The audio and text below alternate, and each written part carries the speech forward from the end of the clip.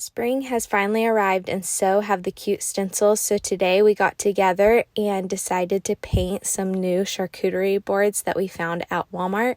We used our stencils from Wallcutz and some paint and got to work.